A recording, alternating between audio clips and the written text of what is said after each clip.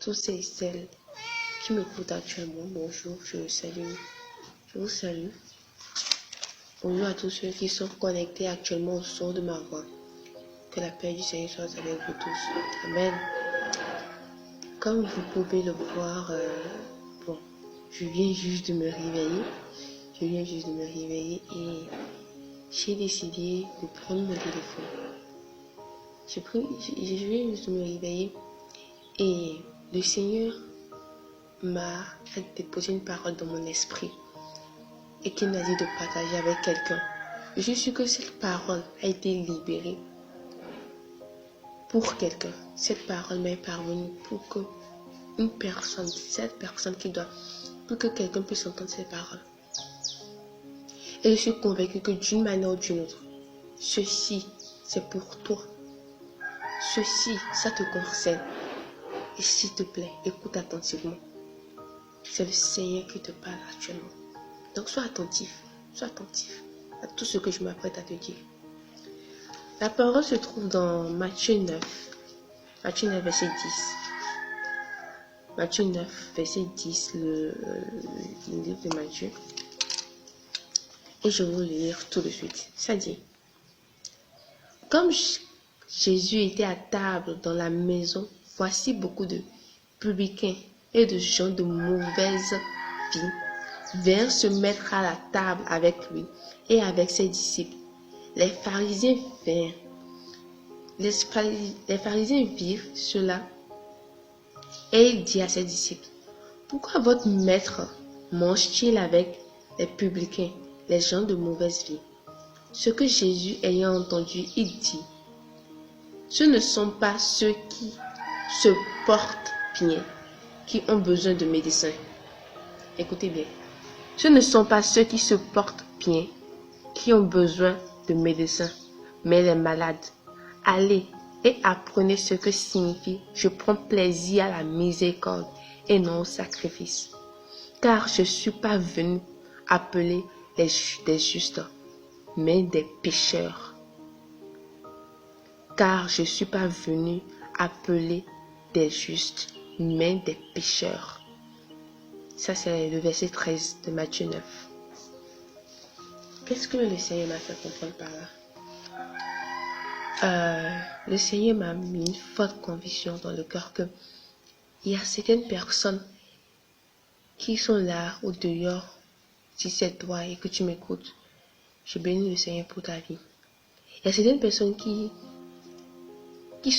luttent avec le péché, qui luttent fort pour laisser certaines habitudes, certaines addictions, mais ils n'y arrivent pas. Il y a certaines personnes qui sont là et qui sont accablées par les souffrances du péché.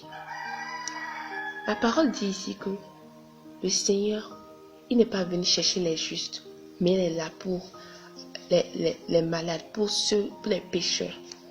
Il n'est pas là pour toi qui est déjà sanctifié, mais il est là pour toi qui te sens impur. Qu'est-ce que la parole dit ici? Qu'est-ce qu'il est écrit ici? Il dit: Comme Jésus était à table dans la maison, voici beaucoup de publicains. Qui sont les publicains? Ce sont les gens du monde. Ce sont les gens qui...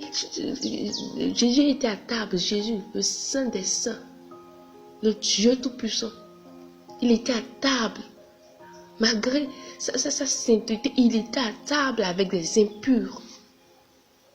Il était à table avec des pécheurs, des criminels, des prostituées.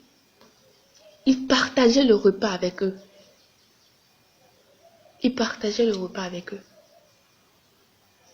Et il dit qu'il n'est pas là.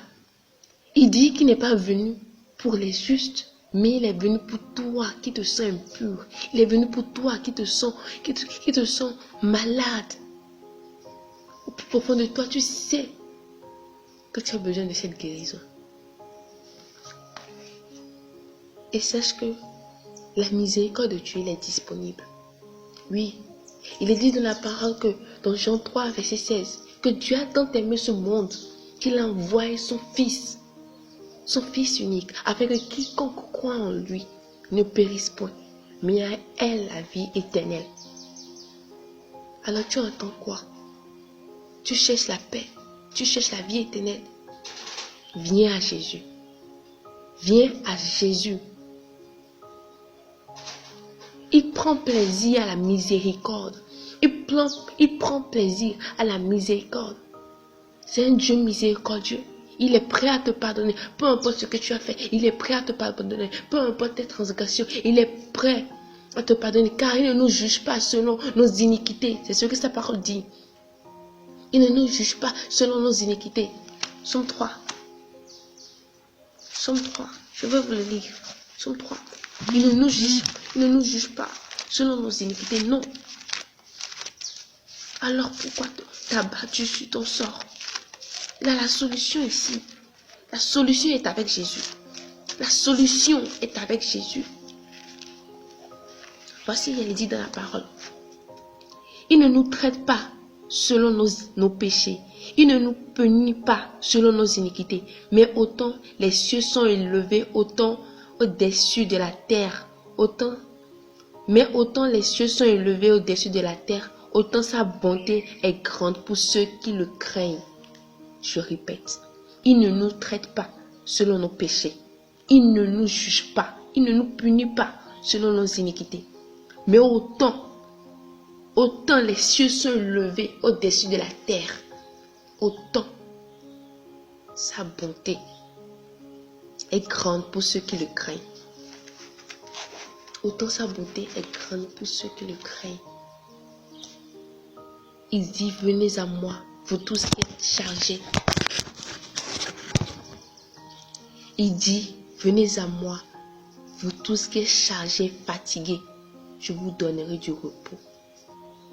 Alors qu'est-ce que tu entends? Voici, tu es accablé par les soucis de ce monde. Voici, tu te dis que oui, non, ce que j'ai fait, non, il ne peut jamais me pardonner. Comment ça? Ce que j'ai fait, non, je ne pense pas que le Seigneur puisse me pardonner avec ce que je viens de faire. Non, j'ai tué quelqu'un. Non, je me suis trop prostituée. Non, j'ai fait ci, j'ai fait ça. Non, je ne peux pas laisser cette addiction. Il a dit de venir à lui. Viens à lui avec cela. Il va te donner du repos. Ce n'est pas ta propre force. Il est dit dans la parole que ce n'est pas notre force, ce n'est pas notre puissance, mais c'est pas son esprit. C'est pas Jésus. Il a dit, venez à moi, vous tous qui êtes chargés, je vous donnerai du repos. C'est ce qu'il veut pour nous. Il veut nous donner du repos. Il veut donner du repos à notre âme. Il veut donner du repos à notre âme. Ah, Sandel Karabushindi. Il veut te donner du repos. Viens à lui tel que tu es. Ne te soucie pas de quoi. C'est comme si genre, prenons un exemple. Toi qui te dis que non, que tu es trop sale pour venir au Seigneur. Toi qui te dis que non, que tu es trop impur, que tu as trop péché, que tu n'es pas encore sûr, que d'ailleurs même là où tu es dans le truc là, tu ne peux pas faire retour en arrière, que c'est impossible, Dieu ne peut pas te sauver, que tu es déjà trop parti dans l'affaire là. Je ne sais pas dans quelle relation que tu t'es déjà mis. Ou bien je ne sais pas quelle est cette secte dans laquelle tu es déjà rentré et tu te dis que non, que tu ne peux pas sortir de là, que tu t'es déjà trop investi, que s'il n'y a plus de retour en arrière et tu cherches de repos pour ton âme mais tu ne le trouves pas. À chaque fois tu te couches comme ça, ce n'est que des cauchemars ici, par-ci, par-là. Et tu es obligé de prendre de la drogue pour dormir. Tu ne sais pas ce qui t'arrive actuellement. Mais ce que je sais, c'est que la solution est avec Jésus. Ton repos, là, c'est au niveau de Jésus. Viens au-devant de lui. Et tu recevras miséricorde. Il a dit dans sa parole, approchez-vous donc du trône de la grâce. Et vous obtiendrez miséricorde. Alors viens, approche-toi de lui. Et tu obtiendras ce repos que tu cherches tant. Approche-toi de ton Seigneur, de Jésus. Et il apaisera ton cœur. Tu te dis que non, que je ne suis pas sûre, comment il pourra me sauver, est-ce qu'il peut reprendre quelqu'un comme moi, avec tout ce que j'ai fait par le passé, il peut reprendre quelqu'un comme toi, c'est toi, les gens comme toi qui cherchent à sauver, il est venu pour les pécheurs et non pour ceux qui sont justes. Il est venu pour ceux qui sont malades et non ceux qui sont guéris. C'est comme, genre, prenons un exemple palpable. Tu te salis, tu vas au sport et tout ça, et tu as transpiré, tu es tellement sale. Et voilà, tu reviens. La première des choses à faire, c'est d'aller te doucher, non? Tu vas te doucher. Tu vas dans la douche, tu te douches. Mais nous, mais maintenant, c'est la même chose avec Jésus en fait. C'est la même chose avec Jésus. Il dit de venir à lui qui va te laver. Il nous a lavé avec son sang. Oui, son sang a coulé à la croix de Golgotha. Pour nous laver. C'est avec son sang. Pas avec de l'eau, avec son propre sang. Son sang pur et sans tache. C'est avec cela qui nous a lavé à la croix. Donc il dit de venir à lui. De la même manière que lorsque tu rentres du sport, tu vas dans la douche et tu te laves ta saleté, tu te laves complètement. Tu ne vas pas te dire que non, je suis trop sale pour aller dans l'eau. Non, je suis trop sale pour renverser de l'eau sur mon corps. Si tu es trop sale pour te laver, comment tu veux te rendre propre? Donc c'est un peu ça avec le Seigneur. Tu n'es pas trop sale pour venir en sa présence. Il faut juste avoir un corps repentant. Reconnaître que oui, sans lui, tu ne peux pas le faire, tu ne peux pas laisser ce péché. Reconnaître que sans lui, tu ne peux pas laisser cette addiction. Et tu viens en sa présence. Et il te lave. Et il te rend pur. Tout ce que tu vois tout ce que tu vois en tant que chrétien et tout ça, c'est parce que nous avons été une fois des pécheurs. C'est parce que nous avons été une fois des pécheurs. C'est pour ça que nous sommes maintenant en Christ. Et nous te partageons cette parole. C'est parce que nous savons d'où nous venons. Nous savons d'où il nous a pris. Et nous sommes là aujourd'hui. On te parle de l'évangile. Mon frère, écoute. Ma soeur, écoute. Il veut te sauver. C'est lui seul qui peut te sauver. C'est lui seul. S'il dit qu'il veut nous donner du repos, alors crois-le. Il n'est pas un homme pour mentir. C'est le Dieu Tout-Puissant. Est-ce qu'un Dieu peut mentir? Il n'est pas un homme pour te mentir. Alors pourquoi tu doutes de sa parole? Pourquoi tu doutes de sa parole? Pourquoi tu doutes du fait qu'il peut te sauver? Tu ne peux pas te sauver toi-même. Non, tu ne peux pas te sauver toi-même. Qu'est-ce que la parole dit? Dans Jean 16, verset 9. Qu'est-ce que la parole dit? Attends, vous allez voir. Toi qui te dis que non, que tu as déjà trop péché, que si, que ça. Tu sais que le plus grand péché du monde, ce n'est pas de renier Jésus. Tu sais que le plus grand péché de ce monde, c'est de ne pas accepter Jésus en tant que ton Seigneur Sauveur personnel. C'est ça le plus grand péché. Alors ne t'inquiète pas pour tout ce que tu as déjà fait par le passé. Ça, c'est du passé, mon frère. C'est du passé. Ne peux même pas ce que le diable plus te décevoir, te mentir. Ces idées bizarres qui te mettent dans ta tête, ces pensées bizarres qui ne fait que résonner jour et nuit dans ta tête. C'est le diable. Il te manipule en fait. Il te manipule. C'est juste pour te conduire à la mort. Pour te faire perdre ton âme. Pour te faire rater ton repos dans le Seigneur. Ne crois pas à ces mensonges. Ah oui, tu ne mérites pas. Ah oui, tu n'es pas si pur que ça. Ah oui, regarde ce que tu as déjà fait par le passé. Est-ce que le Seigneur peut encore te pardonner? Regarde-toi, tu es si sale, tu es si impur, tu es une prostituée, tu es un criminel. Tu es ci, tu es ça. Ne l'écoute pas, c'est le diable qui veut juste t'influencer. Il veut juste t'oppresser. Pour qu'à la fin, tu renonces à la vie. Pour qu'à la fin, tu puisses voir que oui, il n'y a plus raison de vivre. Jésus vient maintenant te donner une raison pour laquelle tu dois vivre. Il m'a donné une raison pour laquelle je dois vivre. Et je bénis son Seigneur pour cela. Maintenant, il a une raison pour laquelle toi, tu dois vivre. Ne l'écoute pas. N'écoute pas ces voix qui te tourmentent. N'écoute pas ces voix qui résonnent fort dans ta tête. N'écoute pas ces voix-là. Mais viens écouter la parole de Dieu maintenant. qui te dit qu'il peut te sauver, qu'il peut te sanctifier, qu'il peut te purifier, qu'il peut une fois de plus te racheter. Tout ce qu'il te demande, c'est de venir à lui. Viens à lui comme tel que tu es.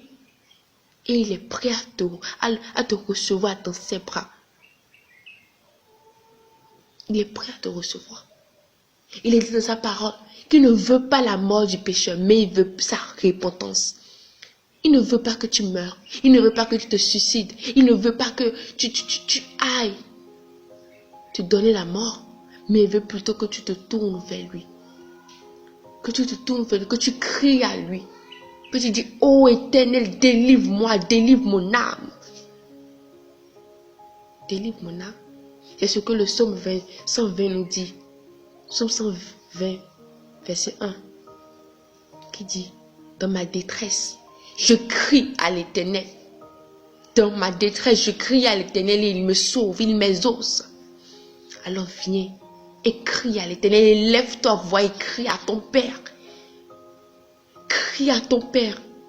Oh Éternel, j'ai besoin de ta grâce, j'ai besoin de ta miséricorde. Fais-moi miséricorde, sauve-moi. Et il écoutera ta prière. Il te délivrera de ce péché. Il te délivrera de cette addiction. Il te délivrera de cette impudicité auquel tu t'accroches tant et que tu ne peux pas relâcher.